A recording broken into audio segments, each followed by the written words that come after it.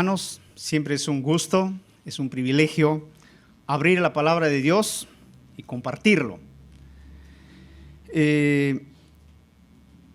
Quiero en esta mañana preguntar, ¿quién eres? ¿Qué haces aquí? ¿Y a dónde vas? ¿Quién eres? ¿Qué haces aquí? ¿Y a dónde vas? Cuando yo pregunto esto a los adolescentes, porque yo trabajo con adolescentes, con chicos que estudian en el colegio, ellos me dicen, ¿quién eres? Me dan su nombre. Y cuando le digo, ¿qué haces? Está haciendo su tarea, está compartiendo algo, está conversando. ¿Y a dónde vas? Terminando su tarea va a ir a su casa o terminando su actividad va a ir a su casa, ¿no? La vida no se trata solamente de, o a dónde ir, mejor dicho, no solo es de nuestro movimiento cotidiano, sino creo que tiene que ver con algo más que eso. ¿Quiénes somos? ¿Qué hacemos aquí? ¿Y a dónde vamos? Fueron las preguntas que le hicieron a un filósofo ateo, Burton, un inglés ateo, filósofo, que andaba meditando, reflexionando sobre la vida, sobre quién era, sobre lo que él hacía y sobre a dónde iba. En esos momentos de su meditación, de su reflexión, muchas veces horas se quedaba ahí, no se sabía si él estaba despierto o si él estaba soñando, pero contemplando, meditando, reflexionando, muchas veces se quedaba y pasaban horas. En una de esas, él estuvo en un parque de Londres, reflexionando, meditando sobre cuestiones de la vida.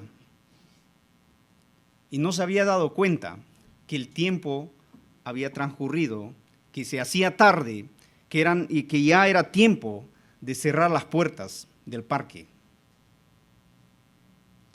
Entonces, el que prestaba la seguridad o el encargado del parque, antes de cerrarlo, vio a este hombre contemplando, meditando, reflexionando. Se acercó y le hizo estas 3 preguntas. ¿Quién eres? ¿Qué haces aquí? ¿A dónde vas? Ante esta pregunta, este hombre respondió, tengo 40 años, estoy buscando una respuesta y no lo tengo aún, no sé a dónde voy.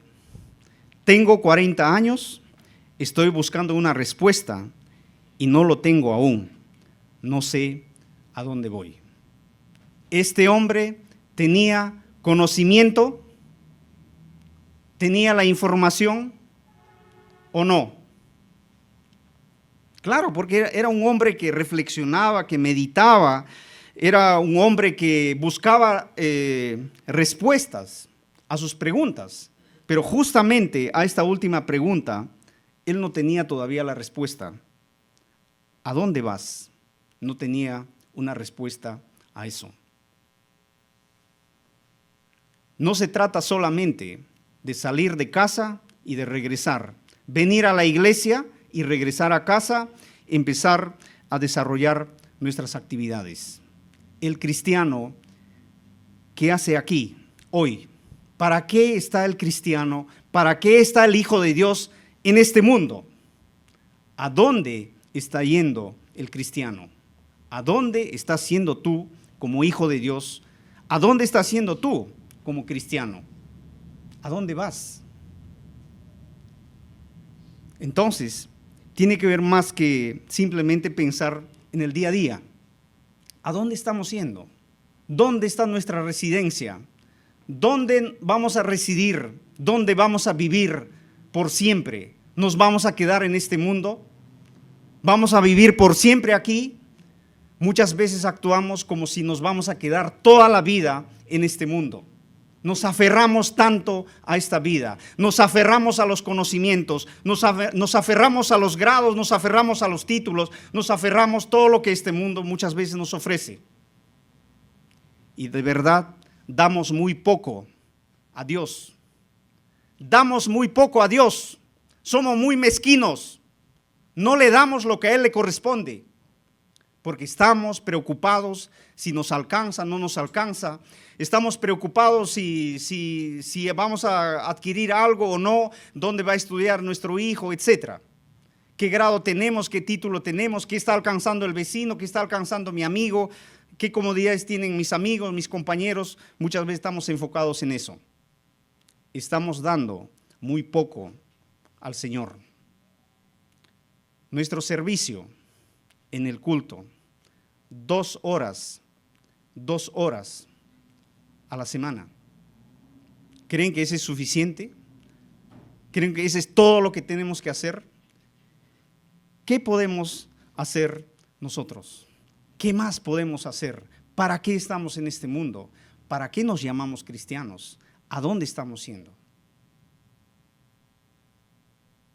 Jesús dijo, donde está tu corazón, ahí está tu tesoro. Si tu corazón está en este mundo, tu tesoro está en este mundo.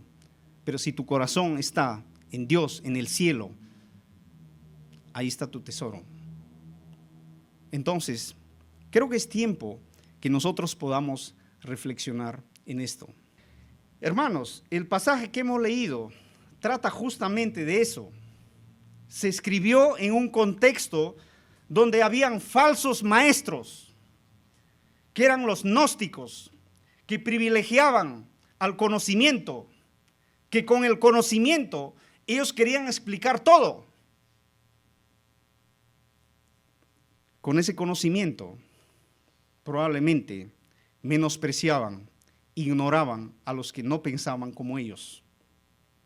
El texto dice, decían conocer a Dios, pero su vida estaba distante, estaba lejano de Dios. Decían que estaban en la luz, pero andaban en las tinieblas, en la oscuridad. Decían que conocían a Él, pero no guardaban sus mandamientos. De eso se trata la lección, la prédica o la reflexión de esta mañana. Este pasaje que hemos leído, 1 de Juan capítulo 2, verso 3 en adelante, está en un contexto que habla acerca de la comunión cristiana. Recuerdan que hace 2 semanas predicamos los primeros 4 versos. El verdadero conocimiento, la verdadera doctrina, la verdadera enseñanza debe promover, debe fortalecer la comunión cristiana. Si no fortalece, si no promueve la comunión cristiana, simplemente es una teoría, es un concepto. Entonces, en ese contexto, el apóstol Juan desarrolla este tema. Habla acerca de la comunión en los versos 3 del capítulo 1, versos 6 y 7, que habría que leerlo, 1 de Juan 1, 6 y 7. Si decimos que tenemos comunión con Él y andamos en tinieblas, mentimos y no practicamos la verdad. Pero si andamos en luz, como Él está en luz, tenemos comunión unos con otros y la sangre de Jesucristo, su Hijo, nos limpia de todo pecado. Pero si andamos en luz, como Él está en la luz, tenemos comunión unos con otros. Si decimos que andamos en luz, debemos promover, practicar la comunión cristiana. La comunión cristiana implica entonces una vida práctica. Se debe traducir en algo práctico, en algo concreto. Esos falsos maestros decían tener conocimiento, pero a ellos no les importaba la vida práctica. Ya hemos dicho que ellos pensaban que el mundo, que todo lo material es malo, lo espiritual es bueno. Por eso a ellos no les importaba si en esta vida practicaban o no su fe, lo que ellos creían, lo que ellos enseñaban, porque ellos solamente están enfocándose en lo espiritual, en la vida más allá de esta vida. Entonces, el apóstol Juan trata aquí, utiliza diversos paralelos o contrastes, ¿no? Habla acerca de la comunión, habla acerca de andar en la luz, el versículo 7 que hemos leído. Entonces, si le conocemos a Él, o si tenemos comunión con Él, como dice el verso 6 y 7, y si andamos en la luz, el verso 9, ¿qué debemos hacer? Confesar nuestros pecados. Estos falsos maestros también decían que ellos no tenían pecado, no tenían por qué confesar, declarar, decir, reconocer su pecado. Y si eso hacemos, estamos mintiendo, a Dios le hacemos mentiroso, dice el texto. Entonces, si tenemos comunión con Dios, comunión unos con otros, podemos confesar, sí. Podemos reconocer nuestro pecado y justamente introduce en los primeros versos del capítulo 2, hijitos míos, estas cosas les escribo para que no pequéis, pero si alguno ha pecado, abogado tenemos para con el Padre, a Jesucristo el justo. Estas cosas les escribo para que no pequen. Y si pecamos, abogado tenemos para con el Padre, a Jesucristo el justo. Jesucristo el justo. Él solamente toma casos perdidos. Él toma casos perdidos. Nosotros hemos estado perdidos, ¿no? ¿O no? ¿Hemos estado perdidos? Ya. Cristo tomó tu caso, tomó mi caso. Mi caso estaba perdido. ¿Qué abogado toma casos perdidos en esta vida? Ninguno. Aunque por plata dicen, si vas a ganar, si vas a salir, hacemos de esta forma, etc. Jesucristo toma casos perdidos. Todos nosotros con nuestros pecados, con nuestros delitos, estábamos perdidos. Pero a pesar de eso, por su gracia y su misericordia, Él tomó tu caso, Él tomó mi caso y intercedió ante su Padre Celestial. Justamente esa es su tarea, interceder. Entonces, en ese contexto, dice tres cosas, tres lecciones que debe caracterizar al que dice que conoce a Dios, al que dice que tiene comunión con Dios, al que dice que anda en la luz. Tres cosas que debe caracterizar al cristiano. He tenido conflictos personales para poner el título de esta lección. Yo lo he llamado señales distintivas de la vida cristiana. También quise llamar marcas, señales o marcas que caracterizan al cristiano. ¿Cómo se debe reconocer al verdadero cristiano? ¿Se puede o no se puede? Este es como una prueba, como un test. No esa prueba rápida, también hemos tenido ese tiempo, ¿no?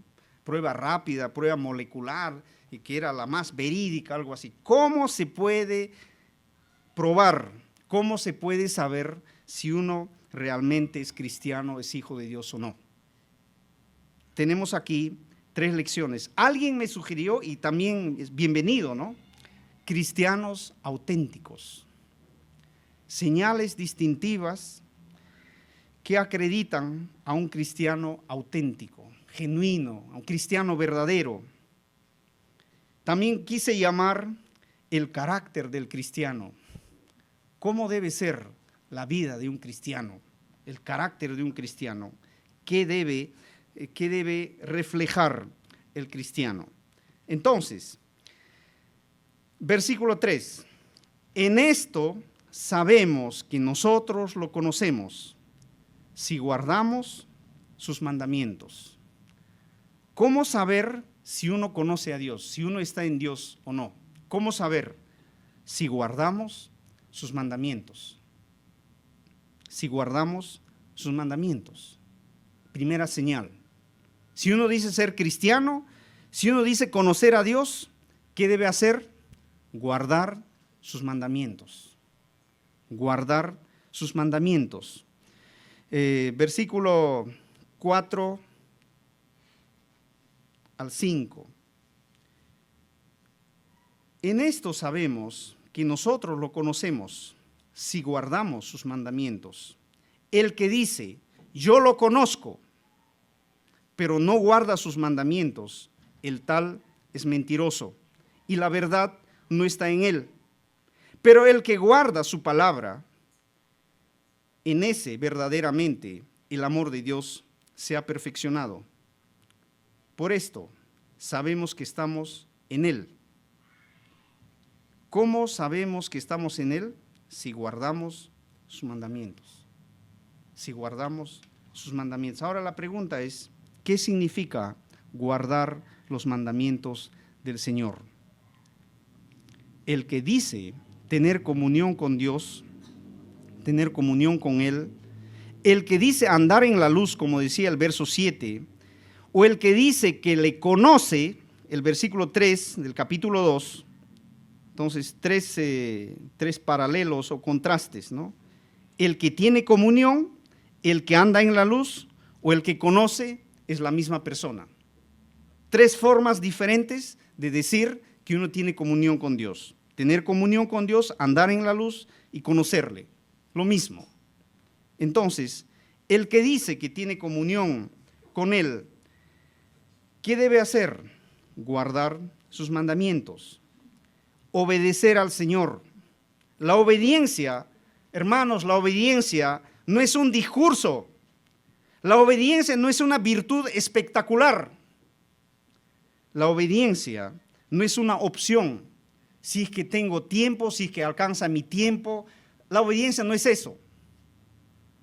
No es algo que puedo hacer o como que en otros momentos no. La obediencia requiere una vida constante. La obediencia es un estilo de vida. Entonces, aquí los tiempos verbales mencionan esto, ¿no?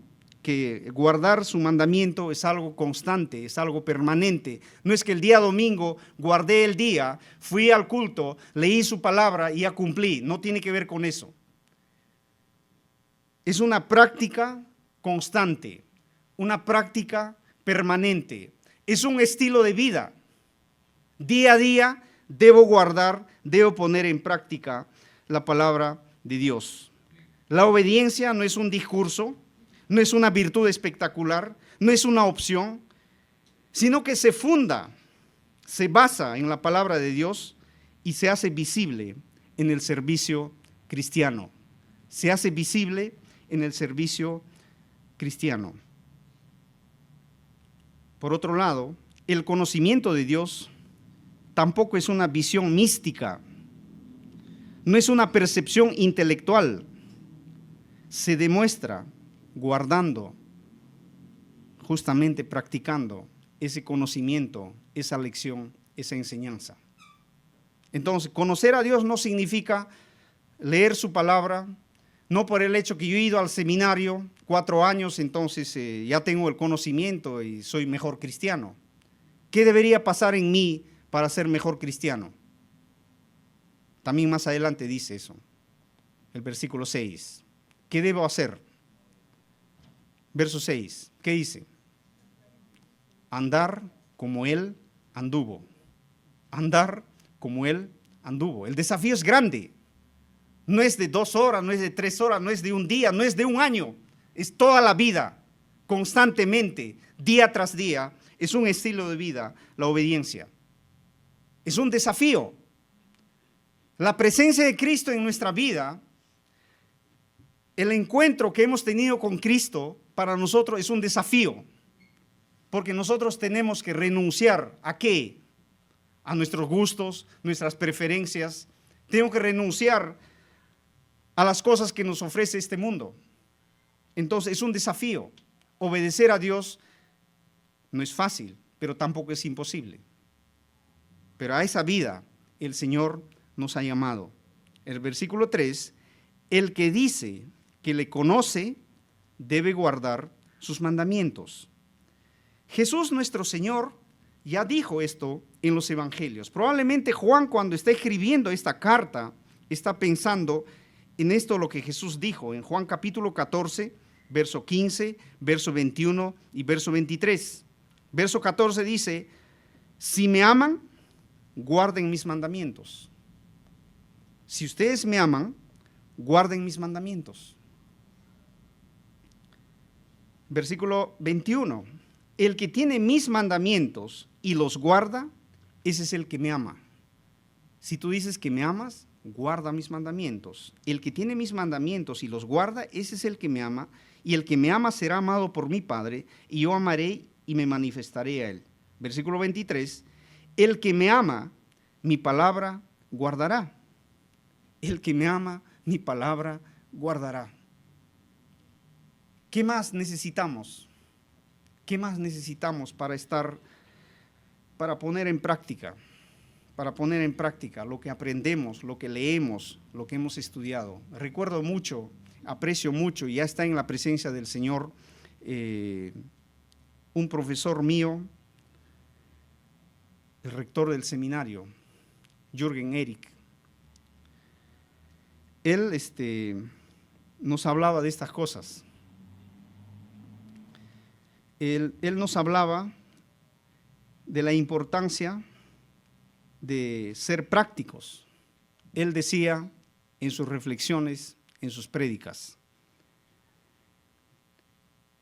el estudiante que saca el primer puesto en el seminario no significa que va a tener un ministerio fructífero. El mejor alumno no es garantía de que va a desempeñar el mejor trabajo, la mejor labor, la mejor función. Entonces, las notas, las calificaciones no garantizan, eso es lo que él enfatizaba en sus sermones. Entonces, ¿qué garantiza o qué puede ayudar a una persona a ser efectiva, a hacer algo más, no sé, que su cristianismo contagie a otros? La vida práctica, la vida práctica.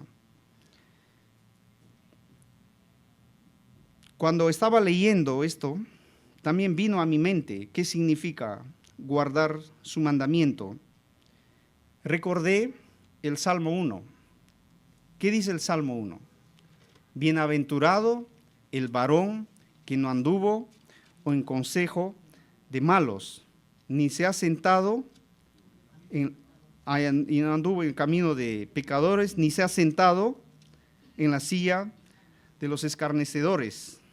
Bienaventurado el varón que no anduvo en consejo de malos, ni estuvo en camino de pecadores, ni en silla de escarnecedores se ha sentado, sino que en la ley de Jehová está su delicia, y en su ley medita de día y de noche. Ese filósofo ateo, Burton, ¿en qué meditaba? ¿En qué reflexionaba? En el vacío, en el espacio, en el firmamento. Pero el cristiano, ¿en qué debe meditar? En la palabra, en la ley. Sino que en la ley de Jehová está su delicia, y en su ley medita de día y de noche. Será como árbol plantado junto a corrientes de aguas, que da su fruto en su tiempo y su hoja no cae, y todo lo que hace prosperará. Levante la mano el que hace esto. ¿Quién es ese varón al que describe el Salmo 1? Bienaventurado el varón que no anduvo en consejo de malos, ni estuvo en camino de pecadores, ni en silla de escarnecedores se ha sentado, sino que medita en la ley de Jehová de día y de noche. Será como árbol plantado junto a corriente de aguas, y que da su fruto en su tiempo. ¿Quién es ese varón que describe el Salmo 1? Hace 2 semanas les di tarea sobre la comunión, les di algunas hojas, no sé quiénes han hecho su tarea, están meditando, no sé, les hago recordar. Y ahora aquí otra tarea. ¿Quién es ese varón que describe el Salmo 1? Porque dice, bienaventurado el varón que no anduvo en consejo de malos. Medita en la ley de Jehová de día y de noche. ¿Quién es ese varón?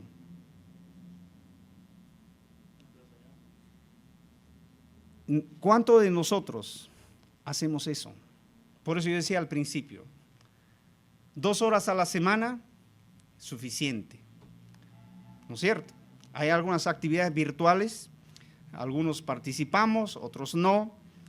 Entiendo, algunos me han dicho de que de repente lo virtual no es suficiente. El domingo pasado se acercaron a unas hermanas, pastor, ¿por qué no abrimos la puerta y oramos aquí? Venimos en la semana, ¿no? Encantado, ¿no? Estamos viendo eso, estamos viendo sacar tiempo y venir. porque virtual estás ante un aparato, ante una pantalla, pero creo que presencial es mejor, ¿no? Entonces, es un desafío meditar en la ley de Jehová de día y de noche, guardar su palabra. Ese salmista se deleitaba en la ley de Jehová. La pregunta es, ¿y tú y nosotros en qué nos deleitamos? ¿Dónde está nuestro deleite? ¿En qué nos deleitamos? ¿Te deleitas en la palabra de Dios? ¿Lo lees con gusto? ¿Lo buscas así?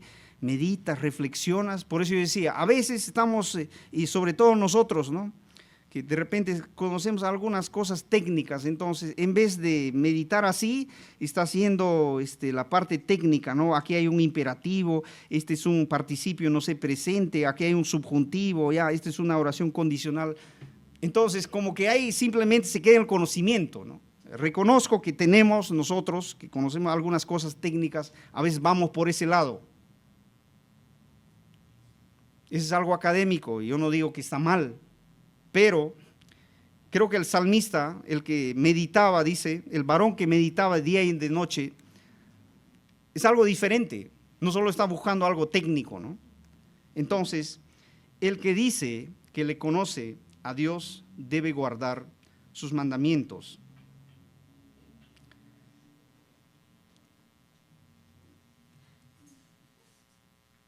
Alguien podría decir en esto, ¿no? Sí, yo guardo la palabra de Dios. Sí, yo guardo la ley de Dios, alguien podría decir. Pero el versículo 5, a esas personas que dicen que guardan, dice algo más, el versículo 5. El verso 5, pero el que guarda su palabra, en ese verdaderamente el amor de Dios se ha perfeccionado. Por esto sabemos que estamos en él. En el que guarda, el amor de Dios se ha perfeccionado. O sea, también se puede decir pleno, lleno. Está el amor de Dios en esa persona. Estaba leyendo otras versiones, dice, ha dado fruto.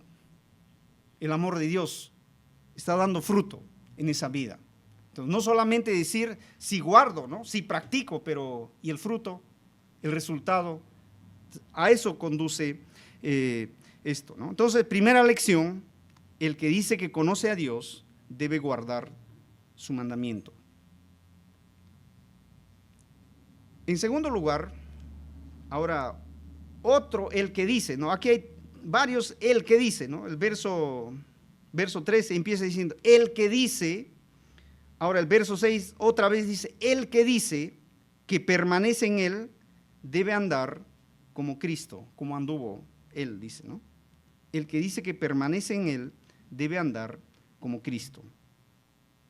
El que dice que permanece, el que dice que conoce, el que dice que tiene comunión con él, con Cristo, con Dios, debe andar como Cristo anduvo.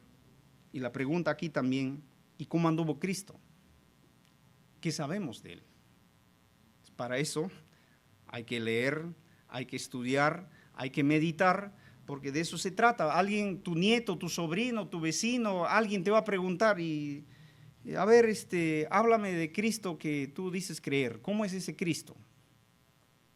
¿Cómo anduvo él? Tendríamos que leer, tendríamos que saber cómo anduvo Cristo. ¿Cuál era su prioridad? ¿En qué se ocupaba él? ¿Cómo empezaba el día? En medio de los problemas, ¿cómo él se desenvolvía? Juan capítulo 4, verso 34 es la historia de la mujer samaritana. Mientras los discípulos habían ido a la ciudad a comprar provisiones, a comprar alimento, Jesús estaba hablando con la mujer samaritana. Regresaron los discípulos, ellos no estaban, ¿a qué estará hablando? No estaban con eso. Regresaron y le dijeron, maestro, come. Le ofrecieron la provisión, el alimento que habían traído. El versículo 34 dice, mi comida es hacer la voluntad de mi Padre. Mi comida es hacer la voluntad de mi Padre. ¿Se imaginan? Por encima de la comida estaba hacer la voluntad de su Padre. Por encima de la comida estaba hacer la obra que su Padre le había encomendado. Por encima de la comida estaba agradar a su Padre. Si el texto me dice, el que dice que permanece en Él, el que dice ser cristiano, debe andar como Cristo, como Él anduvo. ¿Yo ando así? ¿Cuál es mi prioridad? ¿Cuál es tu prioridad en esta vida? ¿Tú pones en primer lugar más que tu comida, más que tu trabajo, más que tus compromisos, pones a Cristo, a Dios? Porque eso es lo que está diciendo.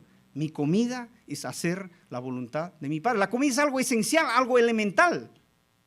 Jesús pone por encima de eso el agradar a su Padre, el hacer la voluntad de su Padre, el obedecer a su Padre.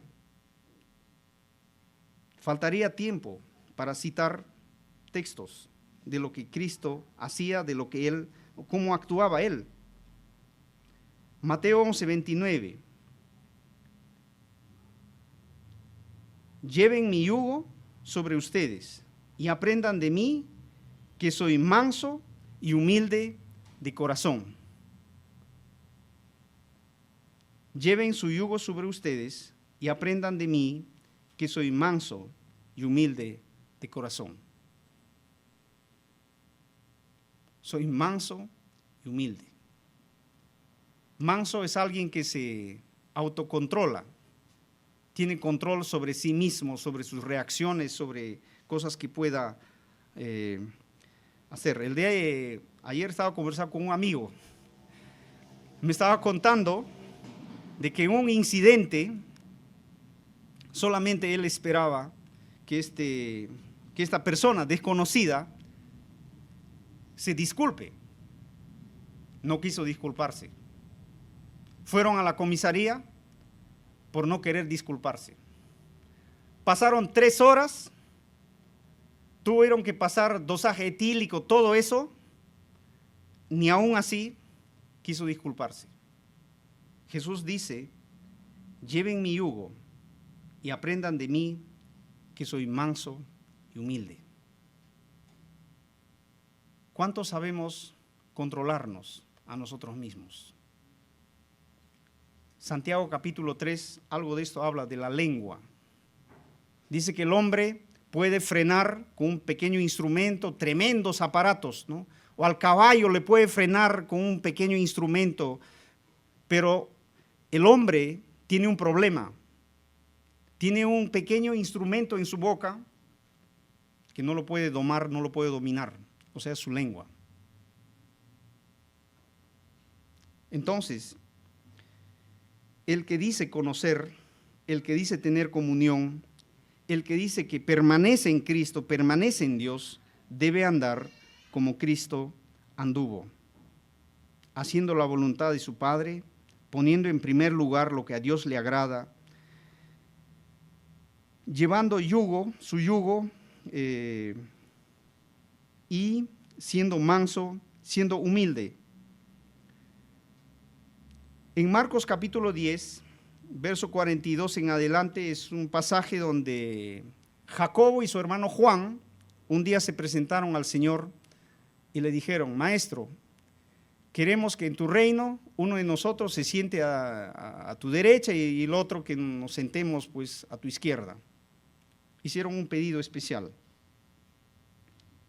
Jesús dijo que eso solamente en este mundo las personas se favorecían o hacían esas cosas porque a él no le competía hacer eso. Más bien él dijo, el que quiere ser primero o el que quiere ser grande debe servir a los demás. El que quiere ser importante debe servir a los demás, porque el Hijo del Hombre no vino para ser servido, sino para servir y dar su vida. El Hijo del Hombre ha venido no para ser servido, sino para servir y dar su vida. El servicio es importante. El servicio es algo que debe caracterizar al cristiano, al Hijo de Dios. En la tarea que he dejado, ¿cómo debemos tratarnos nosotros en estas 2 horas? ¿Cómo debemos tratar a la persona que está llegando? ¿Qué debemos hacer por esa persona? La persona, como dice ese artículo, no solamente viene para que le digan Dios te bendiga, cuál es tu nombre, qué bien que has venido, regresa el domingo. Requiere algo más. De repente necesita una oración, dice el artículo, ¿no? En la semana, de repente no tiene amigos, ¿no? En la semana una llamada, un mensajito, entonces una vida de comunión, de comunicación, socializar, conectar con la persona. El servicio es tan importante. Jesús se caracterizaba por servir a los demás. Él no lo lavó, ¿acaso no lavó los pies de los 12 antes que le traicione el traidor? Jesús lavó los pies de los 12. Y les dijo, ejemplo les doy a ustedes, para que ustedes hagan lo mismo. Si Él lo hacía estas cosas, ¿por qué nosotros no? Decíamos, ¿qué privilegio tenemos? ¿Qué corona tenemos nosotros para no servir?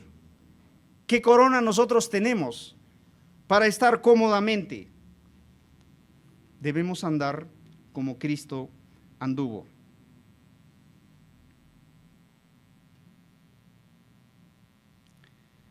Andar como Él anduvo también significa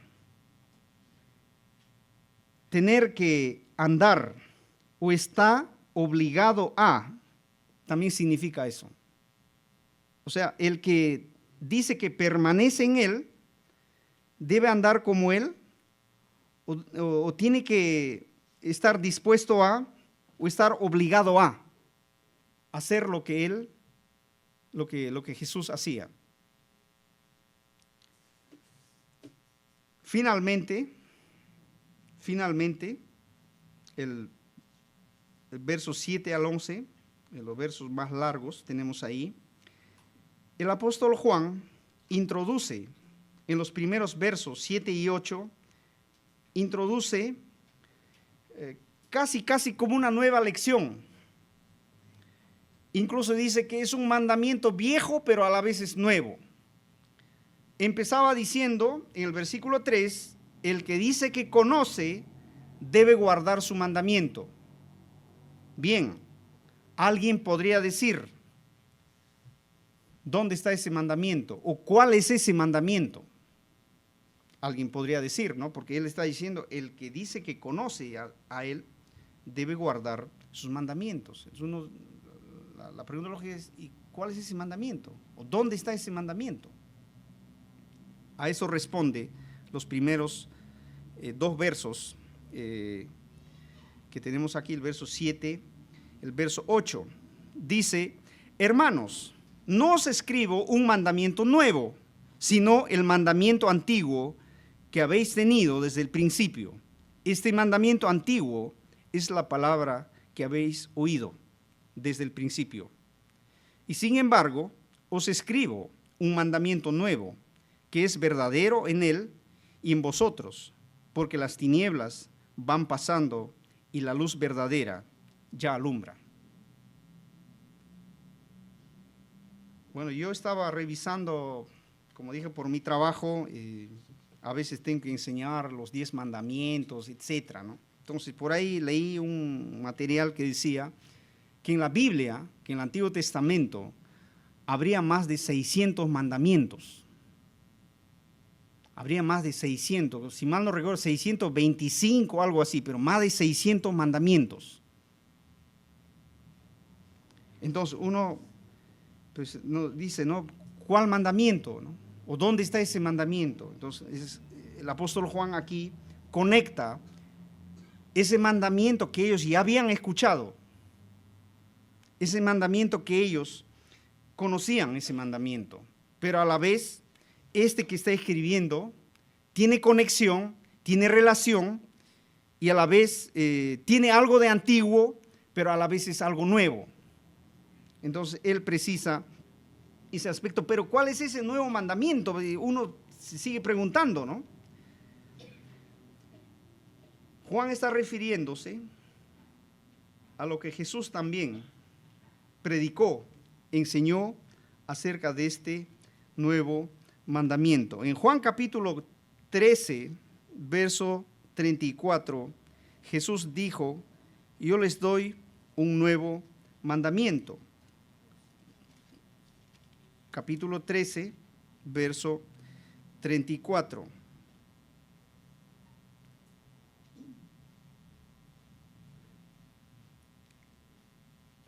Un mandamiento nuevo os doy, que os améis unos a otros como yo os he amado, que también os améis unos a otros.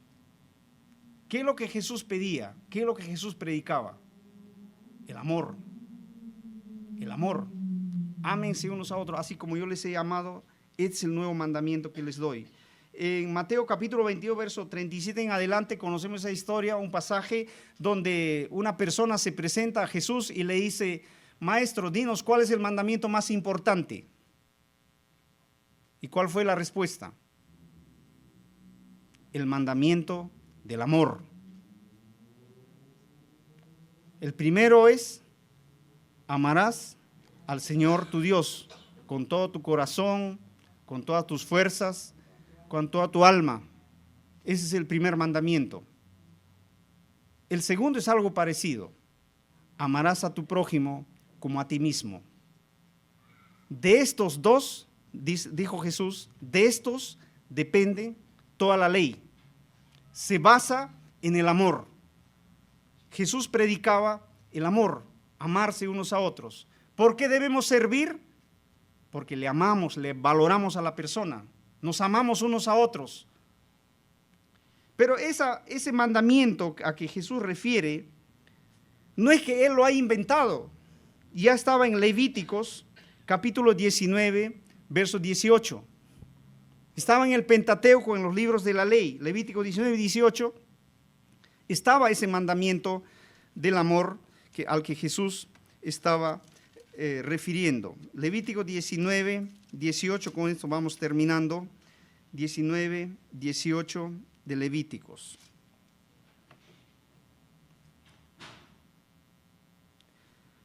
No te vengarás ni guardarás rencor a los hijos de tu pueblo, sino amarás a tu prójimo como a ti mismo, yo Jehová. La venganza está prohibido, sino que debes amar a tu prójimo como a ti mismo.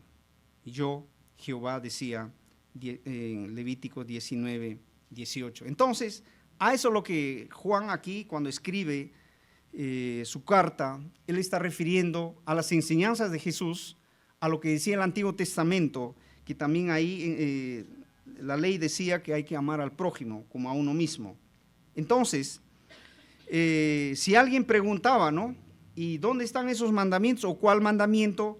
Entonces, previamente, el apóstol Juan presenta aquí el verso 7, verso 8, hace como un paréntesis para referir a eso, pero no es que se desconecta, pero luego él dice, el versículo 7, otra vez el que dice ahora, ¿no? Primero era el que dice que conoce, el segundo, el que dice que permanece, en el verso 7, el que dice que está en la luz, debe andar en la luz, debe andar en la luz, debe amar a su prójimo. Versículo 7.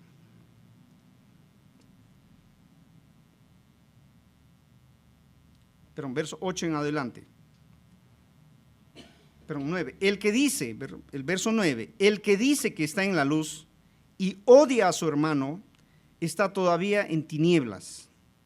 El que ama a su hermano permanece en la luz y en él no hay tropiezo. Pero el que odia a su hermano está en tinieblas y anda en tinieblas y no sabe a dónde va, como ese filósofo. No tiene la respuesta, no sabe a dónde va. Porque las tinieblas le han cegado los ojos. El que dice que está en la luz debe andar en la luz. Debe andar según o lo que dice la palabra de Dios. Entonces, la obediencia tiene que ver con andar en la luz, andar como Cristo. De eso se trata, guardar la ley, obedecer a Dios en otras palabras, ¿no?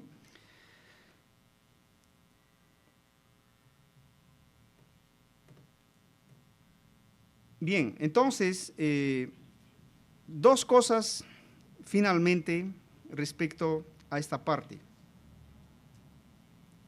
Verso 9, el que dice que está en la luz y odia a su hermano está todavía en tinieblas.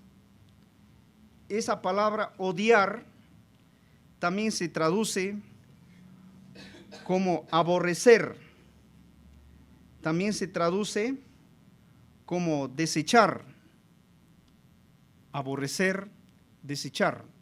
Entonces, no es que necesariamente uno con sus palabras, con sus labios tiene que decir yo te aborrezco, ¿no?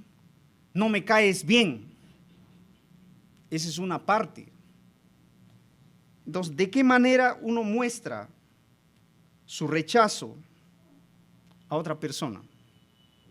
A través de sus actos. Cuando uno lo evita, cuando lo ignora, cuando no toma en cuenta sus ideas, se siente ignorado, postergado. Son formas de hacerle a un lado. Entonces, un poco estaba pensando, ¿no? Estos falsos maestros, que eran esos gnósticos, que enfatizaban en el conocimiento, que a través del conocimiento querían explicar todo, pero con ese conocimiento excluían a otros. En estos tiempos, no sé cómo actuamos nosotros, cómo estamos nosotros viviendo la vida cristiana, cómo es nuestro trato unos con otros. ¿Realmente nos importa lo que le pasa a un hermano, a una hermana? ¿Realmente nos interesa lo que quiere decirnos? Entonces, a veces se posterga o cuando no es relevante, no se toma en cuenta. Son formas de excluir, son formas de aislar a la persona o evitar a la persona. Entonces, si que estamos evitando con alguien es porque hay algo ahí. No queremos encontrarnos, no queremos saludarnos, pasamos por el frente. Son formas de que hay algún problema ahí, algo que tenemos que rechazar. Entonces, también dice, el que ama a su hermano permanece en la luz y en él no hay tropiezo. En él no hay tropiezo. Entonces, si no hay tropiezo, ¿qué hace su cristianismo? Contagia a otros, anima a otros, ¿no es cierto? No hay ningún tropiezo. A veces en Corintios discutían de la carne que llevaban, que si debían comer o no la carne sacrificada a ídolos, hasta de eso se separaban, se dividían. Por su conocimiento, a otros lo estaban haciendo a un lado. No dice que en la Santa Cena también en Corintios, capítulo 11, había un desorden, ¿no? Unos estaban embriagando, unos llevaban, unos no tenían, entonces cada cual hacían sus cosas. Estaban divididos. Había un maltrato entre ellos. No se preocupaban por los demás. Cada uno velaba por sí mismo, ¿no? Velaba por sí mismo cada uno. Entonces dice, el que ama o el que anda en la luz, dice que no hay ningún tropiezo en esa persona. Su cristianismo anima a otros, su lenguaje anima a otros, su testimonio, sus actitudes motivan a otros. No hay ningún tropiezo, no genera discordia, no genera división, no causa problema, anima a otros. Entonces, ¿cómo estamos nosotros? ¿Anima nuestro cristianismo a otros? ¿Contagia a otros?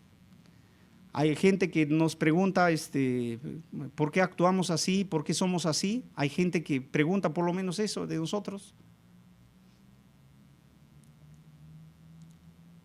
Finalmente estaba leyendo sobre Francisco de Asís.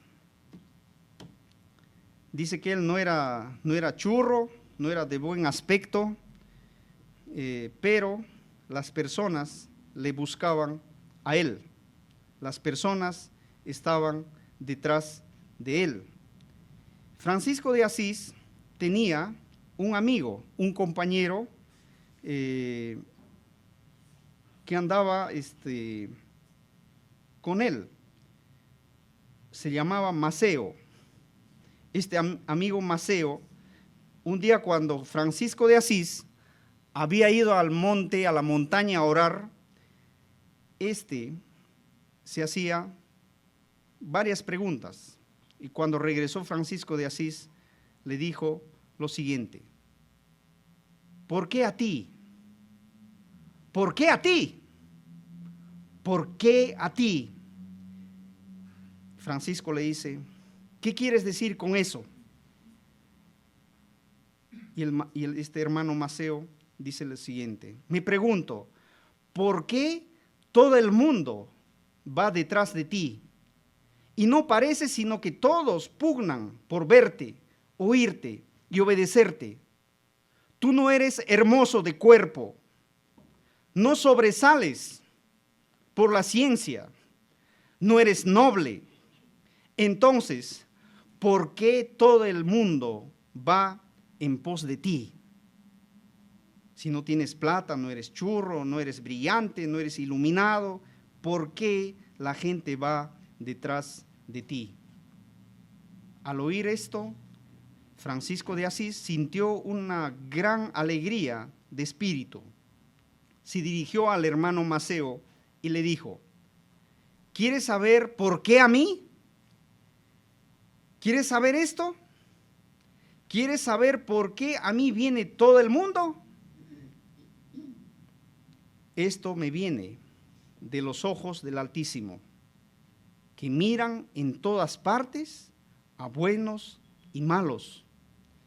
Y esos santísimos ojos no han visto, entre otros pecadores, a ninguno más vil, ni más inútil, ni más grande pecador que yo. ¿Qué muestra eso? Humildad. Reconocer su estado, de dónde el Señor lo ha sacado. Su cristianismo contagia, su cristianismo anima, motiva, genera preguntas, ¿no? ¿Por qué este profesional o este gerente tiene cosas interesantes, ¿no? ¿Por qué actúa de esa forma, ¿no? Quisiera ser como él. ¿Genera eso nuestro cristianismo? Ya les dije que los católicos nos llevan ventaja. A las 6 de la mañana están ellos yendo a la misa. 7 de la mañana están de regreso.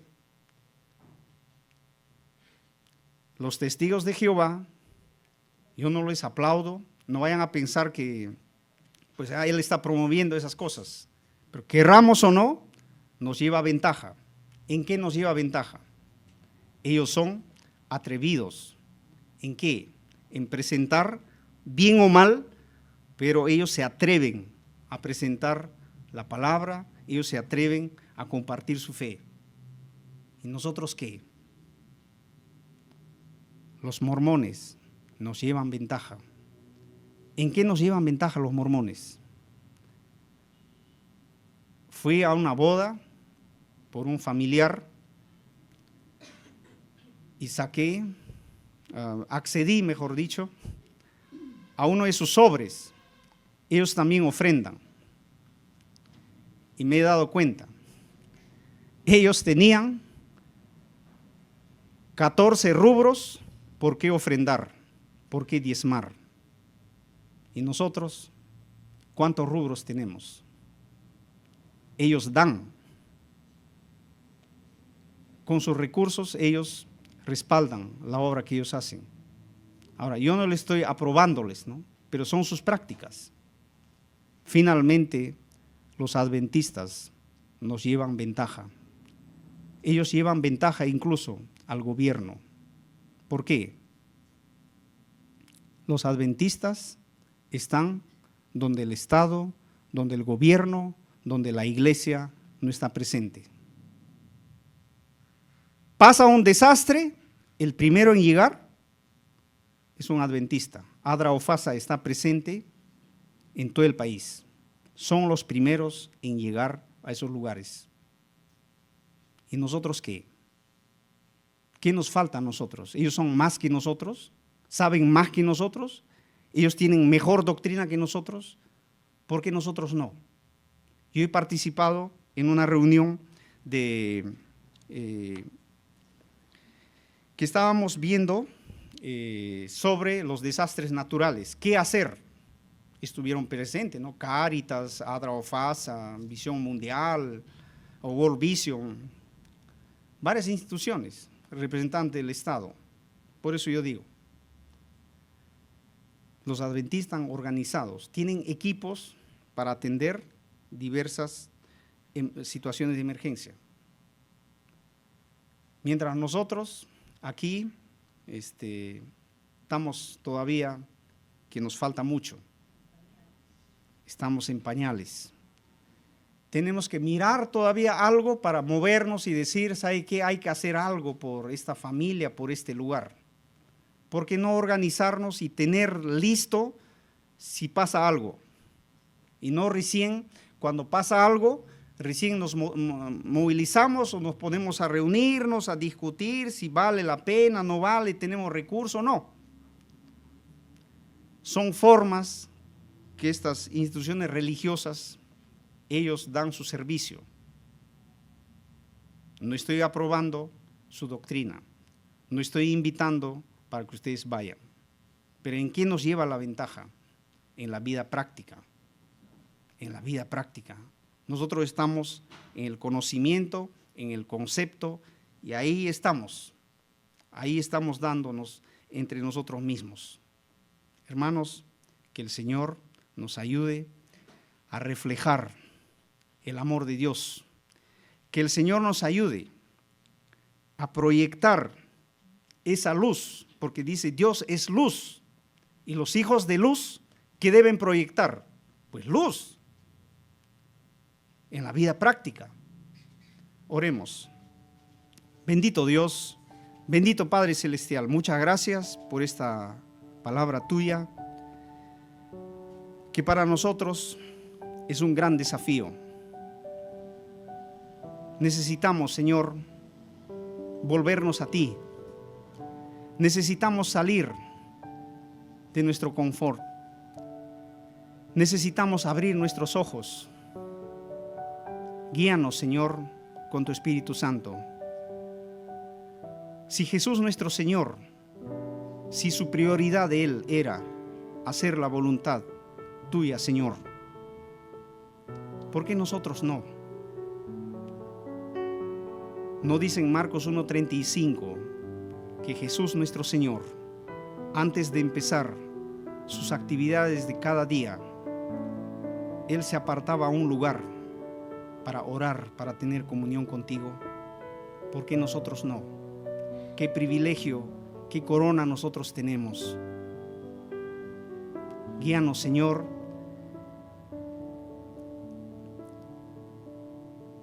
Abre nuestros ojos para que así hagamos, Señor, lo que a ti te agrada. En el nombre de Jesús, nuestro Señor. Amén.